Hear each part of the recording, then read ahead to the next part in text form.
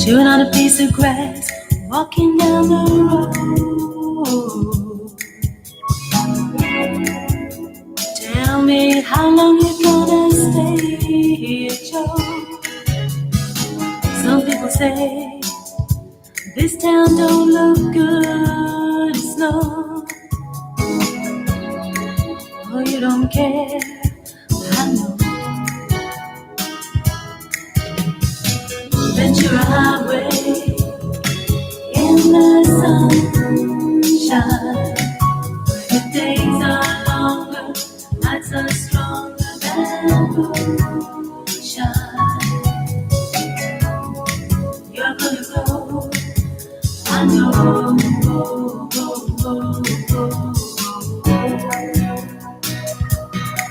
Cause the free wind is blowing through your head, and the day surrounds your daylight there. Seasons crying, no despair. Alligator lizards in the air, in the air.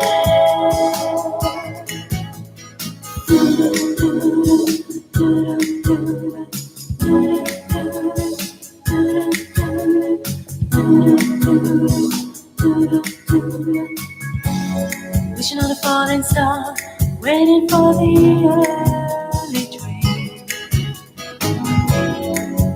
Sorry boy, but I've been hit by purple rain. Oh, come on, Joe, you can always change your name. Thanks a lot, son, just the same.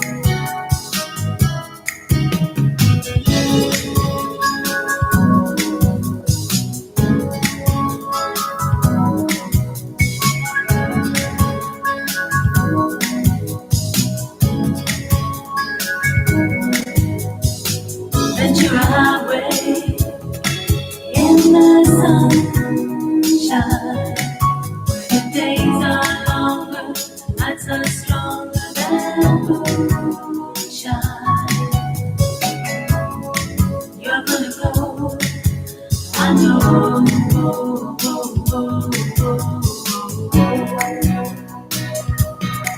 Cause the free wind is blowing through your hair, and the day surrounds your daylight there. Seasons crying, no despair. Alligator lizards in the air, in the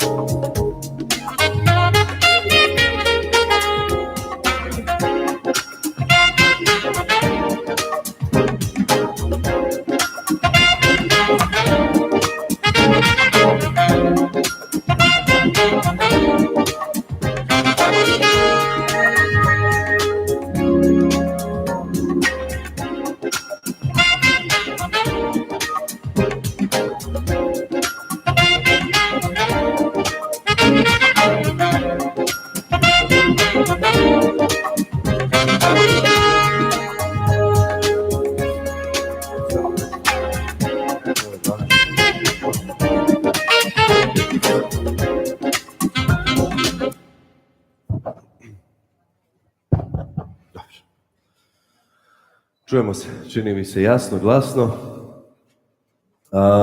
Dobar dan još jednom i danas i dobrodošli na zvanično drugi dan Upbeat foruma socijalnih inovacija. Tokom današnjeg dana govorit ćemo o inovacijama u zajednici i naravno ono što je možda još bitnije, zapošljavanju u toj istoj zajednici. Još jednom bih naglasio ono što sam i juče, da je ovaj događaj okupio najveće praktičare, naravno i stručnjake iz oblasti inovacija iz regiona i cijele Evrope, što će nam pružiti kao i juče, tako i danas priliku da zajedno radimo na kreiranju preporuka za cijeli region Zapadnog Balkana, kako u skorijem, tako i u kasnijem periodu. Možemo odmah da krenemo sa onim što će biti prva tema i ono čemu će se naravno pričati i pokušati da se možda iznađu najbolja moguća rješenja. Tiče se zapošljavanja inovacija i negdje projekcija, vizija regije Zapadnog Balkana za 10 godina unaprijed. Prva koja će govoriti jeste direktorica ADP-Zid, gospođa Sanda Rakočević. Izvolite.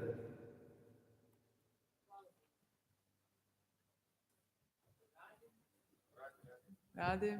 Ok, super. Dobro jutro svima.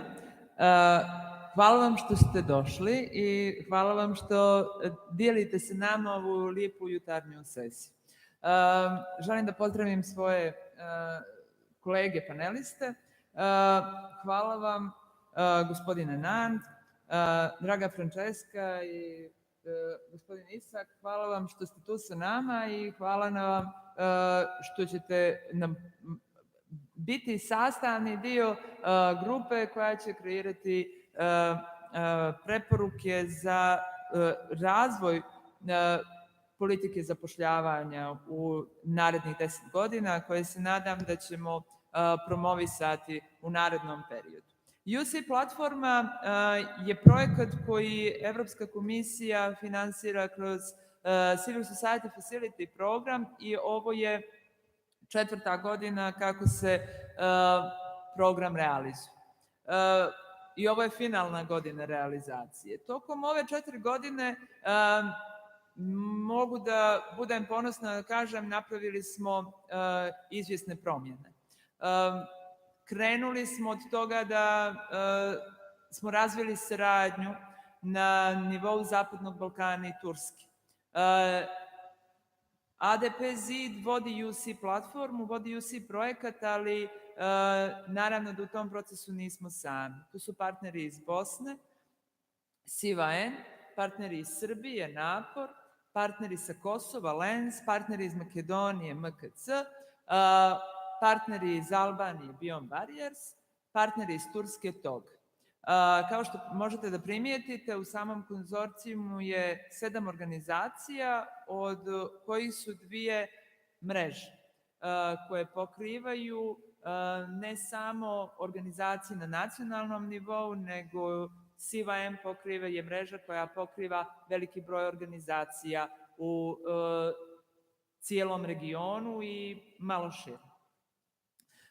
Tako da kada govorimo o UC platformi ne govorimo samo o jednoj zemlji, već govorimo o promjenama koje se tiču mladih i zapošljavanja u regionu Zapadnog Balkana i Turske. I zaista sam zadovoljna jer smo tokom prethodne 4 godine proizveli 4 regionalna dokumenta, više od 30 nacionalnih dokumenata i sa preporukama. Proizveli smo 2 društvene inovacije, preko 30 različitih sastanaka što na nacionalnom, što na regionalnom nivou i kroz taj proces došli smo do ovdje. I to je razlog zašto danas i razgovaramo o nečemu što će nas se ticati u narednom periodu i što želimo da promijenimo i što želimo da vidimo. Prije samog početka okruglog stola razgovarala sam sa kako sa gospodinom Nandom, tako i sa ostalim kolegama, šta je to što mi kao pojedinci možemo da uradimo? Možemo da radimo zajedno i možemo da radimo na tome da na nacionalnim nivoima lobiramo da politike koje želimo da vidimo i koje želimo da praktikujemo, da lobiramo da ih naše vlade usvoje. U suštini civilni sektor ne može sam da donese promjene i zbog toga i jesu ovdje predstavnici ministarstava i predstavnici donosioca odluka. Jer samo kroz zajedničko prepoznavanje izazova možemo da kreiramo preporuke koje će nam biti korisne u narednom periodu. Kroz istraživanja koje smo uradili prepoznali smo tokom 2015. i 2016. godine, prepoznali smo da je potreba regiona nešto što je vezano za udruživanje oko kreiranja zajedničkih politika. Shodno tome, kroz UC platformu kreirali smo regionalni policy lab, kroz koji možemo da testiramo politike koje predlažemo našem regionu. Jedna od takvih politika jeste ona koju smo predložili tokom negdje pred kraj prošle godine, koja je u svim zemljama regiona predstavljena ove godine, a to je zakon o radnoj praksi, zdrav zakon o radnoj praksi, koji se u nekim zemljama dobro primio, u nekim zemljama nije još uvijek. Želim da to bude naša svakodnevica, da ono što mi kao neko ko je aktivan na terenu i ko prepoznaje potrebe mladih ljudi, koji prepoznaje potrebe krajnjih korisnika, može da da prijedlog, da kreira prijedlog, a da donosioci odluka taj prijedlog usvoje. Postoji jedna divna praksa koju se nadam da ćemo mi u narednom periodu početi češće da implementiramo, a to je testiranje policy rješenja. O tome će više da nam govori Francesca danas i ja bih predložila svim, bit ću toliko slobodna jer su to uglavnom ljudi sa kojima sarađujemo već dugi niz godina, predstavnici ministarstava i donosioci odluka koji su ovdje danas sa nama, da budu slobodni da nakon sesije pitaju Francesku i uopšte porazgovaraju sa njom ako im je interesantna metodologija koja se koristi i koju će da predstave. Jer da bi jedna politika bila funkcionalna i da bi zadovoljila sve potrebe u sistemu, treba prije svega da bude testirana. Funkcionalnost nečega mora da se testira. I zbog svega ovoga što pokušavam nekako da svedem, ali je proces ogroman, 4 godine su jako duge, rezultati su zaista prepoznatljivi i veliki, želim da sumiram da kroz regionalni policy lab imamo prostora da na nivou regiona kreiramo promjene koje će biti zabilježene kroz naše regionalne politike.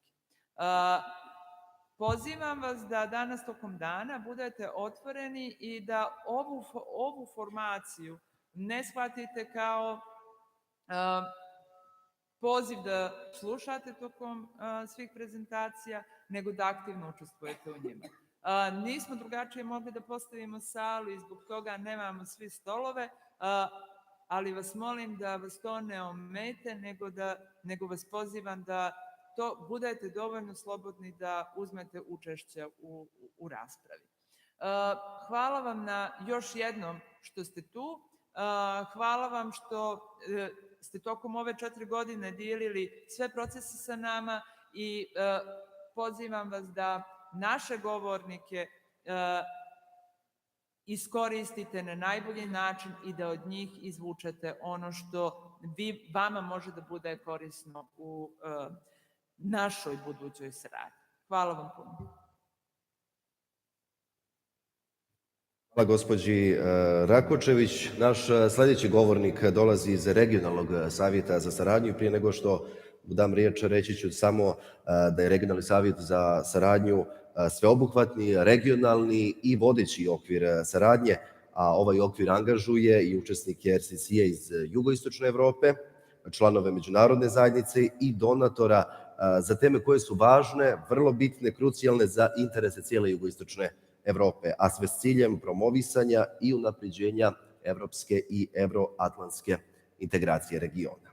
U okviru opštih političkih smjernica koje je postavio proces saradnje u jugoistočnoj Evropi, RCC radi na razvijanju i održavanju politike, tačnije političke klime dijaloga, pomirenja, tolerancije i naravno otvorenosti ka saradnji, kako bi se omogućila implementacija regionalnih programa koji su usmjereni na ekonomski i društveni razvoj, naravno od kojih bi na kraju ljudi cijelog regiona imali korist. Sada dajem riječ gospodinu iz Regionalnog savjeta za saradnju, Nand Šani.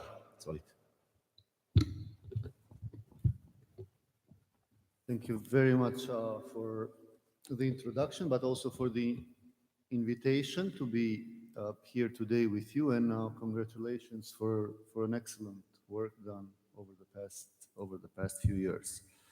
I will use my 10 or so minutes to brief you a bit on the organization I represent, the work we do, some of the major regional initiatives that are currently being implemented in Southeast Europe, and maybe some of the concrete, tangible results of our work to share with you.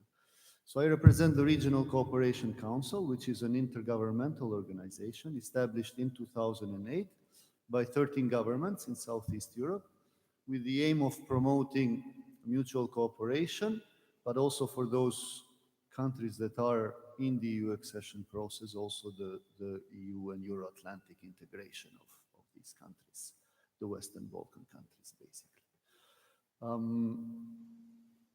The Regional Cooperation Council acts as an operational arm of the political cooperation process. So the heads of state, heads of government meet on an annual basis to set the agenda for regional cooperation, and then the council, basically being the secretariat or operational arm of this political cooperation process, takes these political priorities and translates that in action. All the member countries contribute, both financially but also with human resources, to the Council. The European Commission also funds RCC because good neighborly relations and regional cooperation are one of the preconditions for European accession. I will now briefly mention to you two major regional initiatives that Regional Cooperation Council, RCC, designed and is implementing. One is and some of you might have heard, the so-called Southeast Europe 2020 strategy, which is a growth and development strategy inspired by Europe 2020 that the European countries have created. So we in this region have created a long-term vision of growth and development, the Southeast Europe 2020 strategy, which rests on 5 major pillars: smart, sustainable, and inclusive growth, which are similar to Europe 2020 pillars. But then we're also looking at integrated growth, so closer trade and investment linkages among the countries in the region, and good governance for growth as a precondition for development in the region. Since we're talking about employment today, the countries in the Western Balkans have, as part of this Southeast Europe 2020 strategy, they have committed to several headline targets. One of them is job creation. So when the strategy was adopted back in 2012-13, the 6 Western Balkan economies committed to creating 1 million new jobs by 2020. Basically, if we try and compare this target with the EU employment target, in the EU, the target is 75% of those aged 20 to 64 are employed by 2020. Currently, in our region, we stand close to 60, but under 60%. When these economies in the Western Balkans committed to this headline target of creating 1 million new jobs by 2020, back in 2011-12, the preparatory work was being done. I mean, these economies were still suffering the consequences of the crisis. Growth was low, employment creation was modest. So this really sounded like an ambitious target to achieve by 2020. If we look at employment data now, as of end of 2017, for instance, the 6 Western Balkan economies have created more than 600 new jobs, more than 600,000 new jobs. So basically more than 60% of the ambition that they've set to themselves has been achieved until 2017. There are some economies which are leading in this way, and Serbia is the clear leader. More than half of the new jobs have been created in Serbia because of, a very strong proactive government policy to attract foreign investment. I think it requires a bit of more in-depth analysis to look at the quality of the jobs created. And we have done a recent analysis of labor market trends in the Western Balkans, where we try and look at how labor markets and employment have evolved over the past few years, but also with a view to identifying which sectors have produced more jobs, what kind of skills have those who have found jobs, and so on. It definitely is important to distinguish between nominal numbers, such as new job creation, and the quality of jobs, whether it's a full-time job, or a part-time job, whether that job is created in the formal sector or informal sector, whether it's a high skill, high value added job or low one, and so on. And a lot of the newly created jobs are created on the margins of the labor market. So there are a lot of jobs created on a temporary basis, short-term basis, on the informal market, and so on. So while numbers are positive and trends are positive, and again, this also mirrors a bit the European trends on employment, I think the devil is in the details. So looking at exactly what these numbers represent is as important as the numbers themselves. Challenges are still obvious in the labor markets. Currently, unemployment rate in the region stands at around or under 20% on average in the region. However, there are major challenges with those that have been unemployed for longer periods of time. Excuse me. Between 60 and 80% of those who are unemployed have been so for more than a year, which really carries big consequences in terms of their skills becoming obsolete or their social exclusion. A lot of those who are unemployed are young or older workers. Youth not in employment, education, and training constitute also a considerable share of the population. Informal employment is considerable in all the countries, between 20 and 40%. So these are all features of labor markets in the Western Balkans that point to substantial concerns for all of us to address. If I look a bit also at try and link the recent general positive terms of decreasing unemployment, not only with the quality of jobs and job creation, but also with population dynamics. It's clear that this region, and we all know friends and relatives who are leaving these countries. Migration is a reality in all our countries, and a lot of people who are leaving are young and well educated.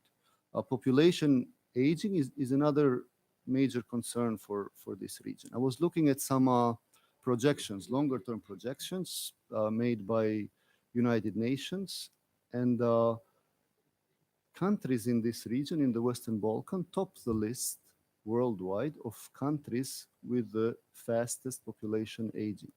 So, and population decline at the same time. So as a combination of migration and population aging, for instance, by 2050, the population of Serbia, Bosnia and Herzegovina is expected to decrease by 30%, which is substantial. At the same time, population in these countries, the population aged 60 and above is going to increase tremendously. 30 to 40% of the population will reach that age bracket. So these are very, very important challenges which which do affect also these employment and unemployment figures if we look at the unemployment figures superficially. So these are all issues that we need to take into consideration. The other important, and I will move a bit more quickly now, the other important regional initiative that the governments in the region have committed to is the so-called Regional Economic Area Action Plan, multi-annual action plan on regional economic area. So the governments in the Western Balkans, as part of the also dialogue with the EU, they have embarked on a process of improved economic governance under this multi-annual action plan of the regional economic area. And the aim is to integrate the region more closely. And the major three flagships under these initiatives are related to connectivity. And this is both physical connectivity, but also digital connectivity among the countries, to competitiveness, improved business climate, ensuring a more investment-friendly environment, but from a regional perspective, making sure that we are also cooperating to attract investment. So as part of that process, a regional investment policy is also being developed to attract foreign investors, to look at the region as a whole. And the third component is on skills and mobility. So there, countries are looking at recognition of professional qualifications, of diplomas, to facilitate the movement of skilled labor across the region. So these are the two major political initiatives, strategic initiatives, the Southeast Europe 2020 strategy and the multi-annual action plan on the regional economic area. Now, in order to also translate some of these strategic visions, initiatives into more concrete actions, we at the Regional Cooperation Council also implement several projects. The project I work on specifically, it's on employment. It's called Employment and Social Affairs Platform. It's funded by the EU through their regional funds, and it's supporting the 6 Western Balkan economies, their ministries of labor and public employment services, to strengthen cooperation among them and enhance their capacities for developing, for designing, implementing, and monitoring labor market policies.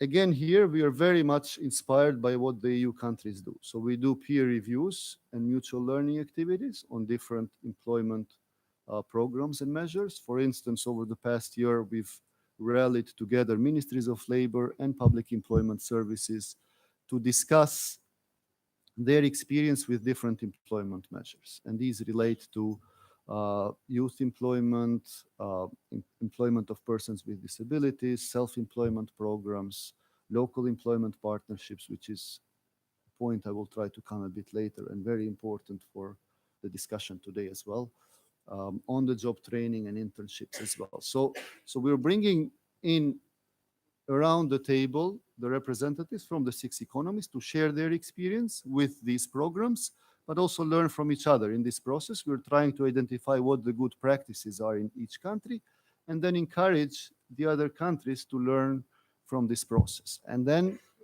we're also trying to modestly support countries who identify a good practice elsewhere and they want to implement in their own environment, to try and support them with that as well.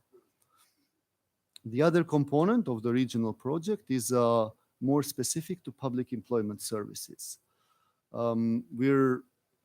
We've also introduced the so-called bench learning initiative among public employment services. This is something that the EU 28 public employment services have also implemented since 2015. It's a process which um, identifies different areas of work of a public employment service, makes an analysis, an assessment of the situation in these areas, and these areas relate to, to, to strategic management, to operational processes, to resource management, human and financial, to relations and how public employment services engage with partners on the labor market and so on. So having an overview of strengths and weaknesses of public employment services over a whole range of different aspects of their work. And again,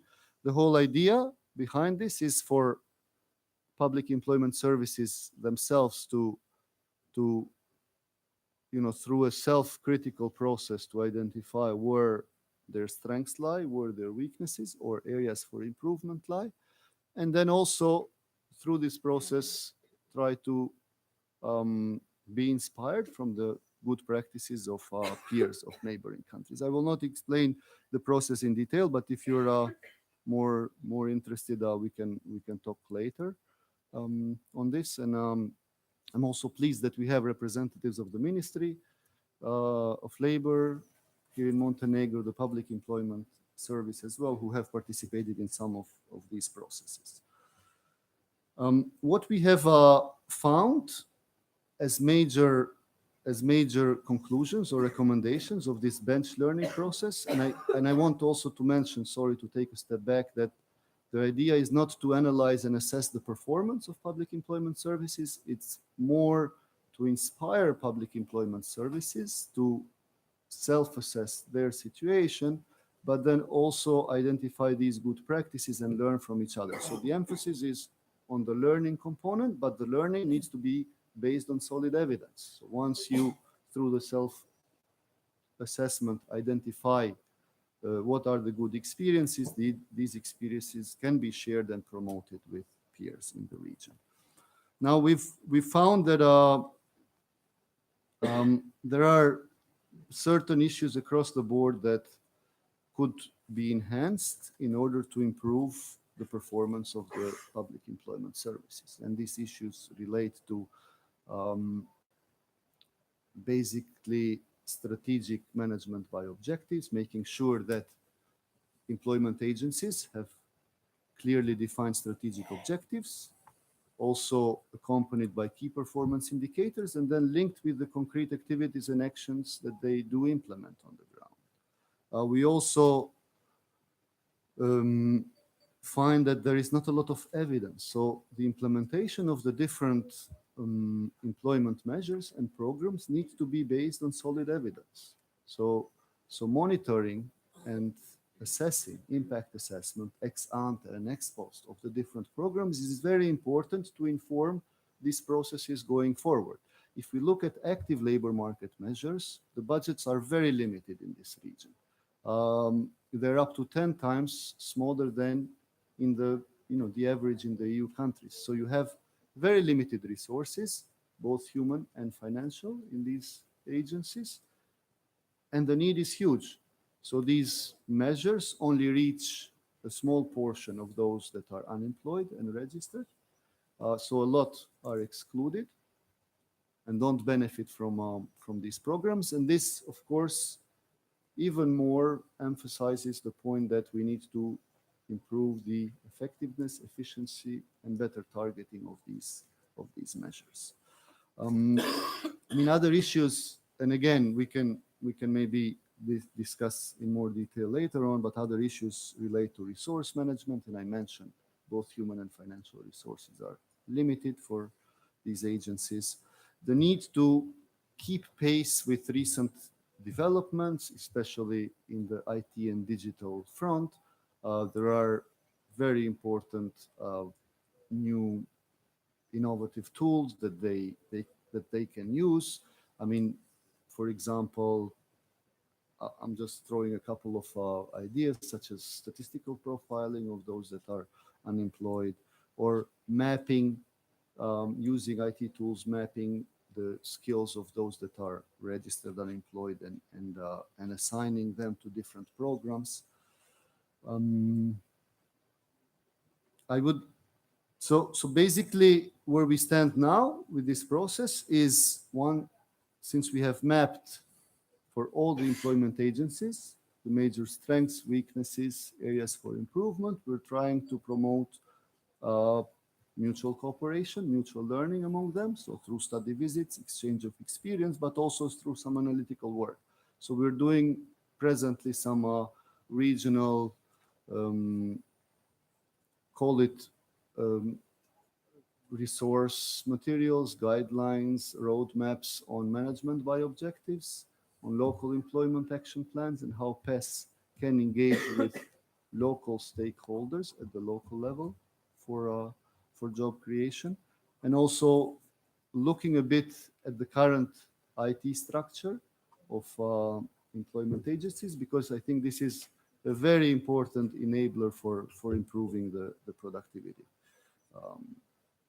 of the agencies. I mean, what comes in as very important is this need for increased cooperation of these agencies, which have the mandate of matching unemployed with vacancies in the labor market, linking them more closely with the business community and civil society organizations across sectors, in aligning incentives, in setting and agreeing on common agendas, but also finding jointly practical solutions. And I believe this kind of cooperation should happen at the broad strategic level, where you plan and develop programs, but also at the local level, where you operationalize and implement these programs.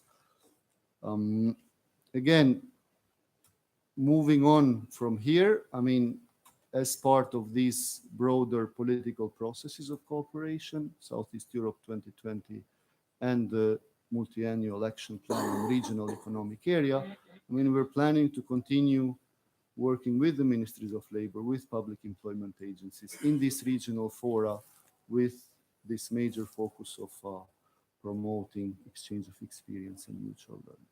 So thank you very much. I will stop here, and I would be happy to answer any questions whenever that question and answer session is. Thank you. Evo, čuli smo koje su tu stvari uloge društvenih inovacija u politici zapošljavanja Evropske unije. Bio ovo gospodin Nand Šani, vođa tima regionalnog savjeta za saradnju. Thank you. Naš sljedeći govornik dolazi iz Velike Britanije, tačnije iz Neste. I prije nego što mu dam riječ, reći ću da je Nesta globalna inovaciona fondacija koja podržava nove ideje za rješavanje velikih izazova našeg vremena, kako u Velikoj Britaniji, tako i šire. Nesta se prije svega fokusira na područje gdje kombinacija digitalne tehnologije, osposobljenih pojedinaca i bolje korištenje podataka i dokaza mogu imati veći uticaj. Ispred Neste je gospodin Isaac Stanley, a koji će govoriti